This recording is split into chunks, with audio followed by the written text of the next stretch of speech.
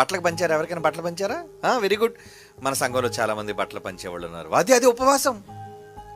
మీ ఆహారాన్ని మానుకొని ఎదుటి వాళ్ళకి అన్నం పెట్టేవాళ్ళు ఉన్నారు, సహాయాన్ని పంపేవాళ్ళు ఉన్నారు, సేవ చేస్తున్నారు కదయ్యా. ఇదిగోండి 1000 రూపాయలు, ఇదిగో 5000 రూపాయలు, ఇదిగో 10,000 రూపాయలు, ఇదిగో 50,000 రూపాయలు. మీ కష్టాన్ని పంపుతున్నారు, అది ఉపవాసం.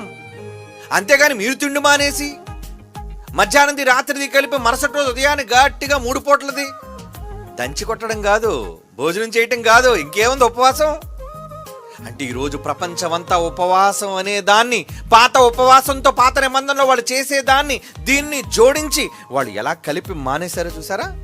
మార్చేశారు, మొత్తం మార్చేశారు. వస్త్రహీనుడిని కనబడినప్పుడు వానికి వస్త్రములు ఇచ్చుటయే కదా నాకిష్టమైన ఉపవాసము.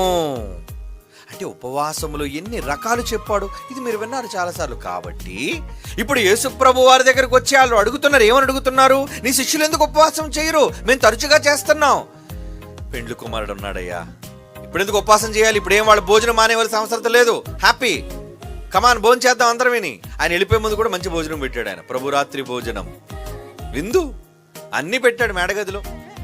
తర్వాత ఉపవాసం. ఎలాంటి ఉపవాసం? లేని వాళ్ళకి పెట్టడం, ఆకలి కొన్న వాళ్ళకి ఇవ్వటం, బట్టలు లేని వాళ్ళకి బట్టలు పంచటం, ఇదంతా ఉపవాసం. ఇది కొత్త బట్ట, కానీ పాత బట్టను తీసుకొచ్చి దీనికి ముడిపెట్టి ఉపవాసమని, 40 రాత్రుల ఉపవాసమని, సంపూర్ణ రాత్రి ఉపవాసాలని చెప్పి మీరు ప్రజలకు ప్రకటించి మీరు మాసిక వేస్తున్నారు. పగిలిపోతాయవి, చినిగిపోతాయవి, అవి సరైనవి కావు అని యేసుప్రభు ఆ రోజే ఉపమాన రీతిగా బోధించాడే. ఎవరికి అర్థమైందండి ఈ జ్ఞానం?